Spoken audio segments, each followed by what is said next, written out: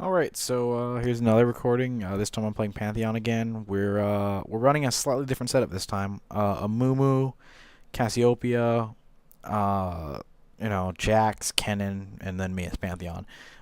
We kind of switched it up because we figured Cho'Gath not the greatest setup with the Tristana, and honestly, this is kind of a more interesting setup. We got a bit more magic damage. The biggest problem that we tend to have is we tend to go really high magic damage, and we really only have the one physical, which is usually me. Very rarely do we have more than one physical. It just somehow works out. Same thing with, and it's funny because their team comp's basically the same. They have a jungler, it's a Nunu. The decision we made during this loading screen was that Jax and I would take the bottom lane, so we deal with the duels, and Cassiopeia and Amu deal with the solo, because to be completely honest, if I want to net first blood, it's going to be really tough on the solo because they're going to back off. Two-person lane, almost guaranteed that we can net the double really fast. I seem to recall this game being a little bit tough, a little bit harder to net the kills because of the magic damage, because of the fact that it was going to be Rise, and I think it was Rise and Ashe at bottom, but I could be wrong. No, it probably wasn't Rise and Ashe because it would have definitely focused the Ashe out really bad. It was probably Rise and Cho'Gath, but who's to say? Not positive. Anyway, oh good, my mouse works in this game. Very good. For some reason in the last one I couldn't seem to do anything right, or it didn't seem to work, the left click on my mouse. Extremely useful to look at people.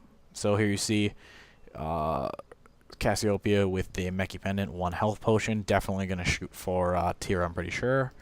And you see Garundian with a Null Magic Mantle and 2 health potions. Definitely looking to probably shoot for Aegis this game. Not positive though, but I'm pretty sure he does because of how much magic damage they have. Kennen with a Dorn Shield. Pretty much standard setup at the start for him. Jax, 3 health pots and boots. Same as always. Then me, components of Tiamat. Pretty much always the case. It's always good to have that little bit of mana regen and that health regen at the start, because it does matter a little bit as Pantheon. It gives me a little bit more staying power, and honestly, it's my only mana item, and potentially my only health regen item. Though I'm not gonna guarantee that. I'm pretty sure in this game it is, but in other games it doesn't. It's not always. Because my build with Pantheon is a bit fluid, but there are some mainstays that I like. I don't necessarily have to get Tiamats in a game, but I do enjoy having those 2 parts of Tiamats at the start because it's extremely powerful.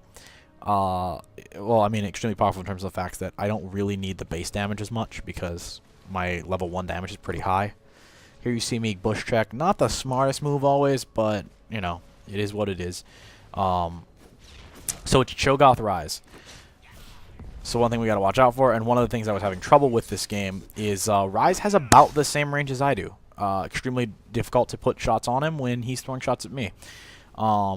It's one of the reasons why I wasn't super aggressive at the beginning, and probably a mistake I made, to be completely honest. I probably should have pressed the offense better. I probably should have put it on him a little more, and really not cared about how easy it was for him to trade. So there you see the trade. Unfortunately, I get popped up. Kind of a bad play on my part. Nice thing is nobody comes to capitalize. One of the things that's great about Cho'Gath is, he can kind of hit you from far away, kind of put you in really bad spots, but, he can't always capitalize on his moves.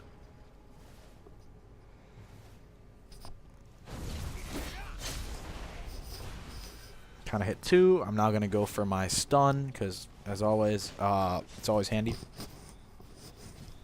Sorry about that if you can hear that noise of me kind of scratching away, unfortunately. I have a very itchy nose right now. Not sure why. Anyway, this is an interesting... So basically this one's not as awesome as some of my other ones where I really press the offensive against them, but this lane's mostly magical, so they're kind of the bane of me a little bit. I've got decent magic resist. More magic resist than I actually have armor, which is kind of interesting, but to be honest, not being able to block that one physical shot makes it extremely, still a bad lane for me, to be honest.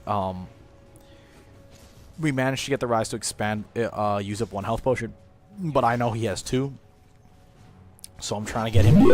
I'm trying to get him to use the other one. It's a bit of a tough play, but it is what it is. Sorry about that. That's my X-Fire going off. I'm pretty sure one of my roommates, or actually an ex-roommate, just got onto X-Fire. Kind of, that's not really anything to really discuss right now. But anyway, I'm also not really sure what time it is here. But this is like my 3rd video in a row of what's it called, recording. So I apologize if it's very, very distracting. But you know, it is what it is. And I think I said that on every single video so far in the series. Starting to really like that phrase for some reason. So yeah, the Rise kind of expending a lot of mana. Couldn't quite kill him. My bad on that one. I think I just get away or I die here. We'll find out in a second. Nope, I die. My bad on that play. First blood, not the greatest play in the world. This sometimes happens. And actually, it's a good point to make. You know, sometimes I don't catch it all. Sometimes I make bad plays. That was probably a bad play from many, many different angles. Just not the best play on this team. It's actually one of the things that, you know, I try to not make mistakes, but sometimes going that aggressive can cause mistakes. There's Nunu, unfortunately. He's kind of putting it on my roommate. Hopefully he can jump away. Fortunately, I don't think he gets away. Yeah, they put it on him. No, I think he gets away just barely. Here you see something very interesting. I get a free kill this way because he decides to continue to chase my roommate. And I score a free kill that way. One tip to note when you're low health. If you can't guarantee the shot and you have another guy chasing behind you and you have a buff, if you definitely can't guarantee that kill, you need to walk away because it's not worth it as the jungler to give me your buff, especially red buff on Pantheon. I don't jungle myself with Pantheon because it's not, you know, I can't. Pantheon doesn't have as many good moves. He can't get his Aegis back fast enough because, unfortunately, his W only works on champions. One of the things that makes him good and bad. It's the reason why he can't be a jungler. I mean, it's possible someone probably could tell me they came up with a jungling build and it probably works and it's amazing. But kind of limit yourself when you only have 2 moves available to you that you can actually use jungling, and one of them does less damage on non-champions. It does, you know, does a little bit less damage. But it's okay. So I'm a little bit more confident now because they evened me out, and to be honest, I realized their jungler isn't that good. One of the things to realize is in games like this is finding out their jungler isn't very good can matter a lot. Here you see a fight going on at top. I'm pretty sure that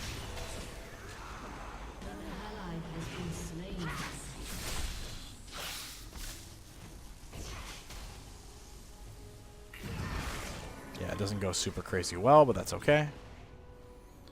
You see they've hit 6. The Cho'Gath hit 6. I'm 4. My roommate's at 5.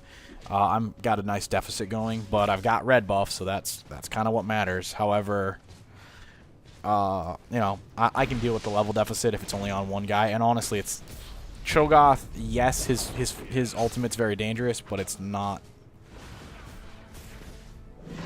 dangerous enough to really warrant me being afraid.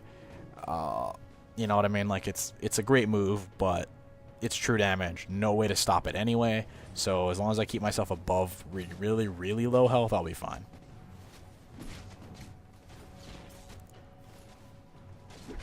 Also, this Cho'Gath's pretty solid at last hitting, so you're going to see that he'll regain back his health pretty easily. It's part of the reason why I'm not super...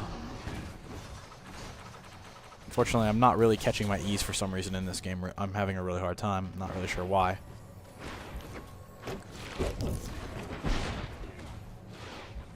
Both pop our health potions, knowing we're a bit low. One thing against Cho'Gath you don't want to have happen is you get too low.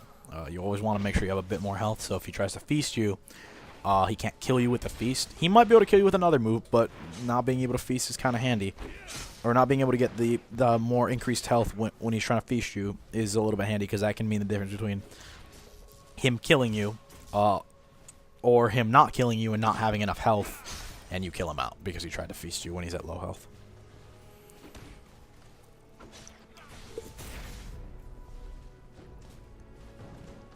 Unfortunately, against this Rise, it's a bit tough. And I realize that, so I'm playing extremely cautious. A bit more cautious than probably I like, but, you know, it's a bit tough when they're both magic damage. It's a bit tough when they have you this pressed. Unfortunately, fortunately, what this does is it creates an interesting pressure game where we're super pressed, but top isn't, and top can actually net the kills. And to be honest, I'm kind of surprised our Jax didn't dodge that. But they're putting it on. They're probably gonna take that tower. To be honest with you, I was watching top a little bit, trying to figure out what was going on there. I start moving back a bit, trying to figure out if I can get a snap on anybody. Let's see what I actually do.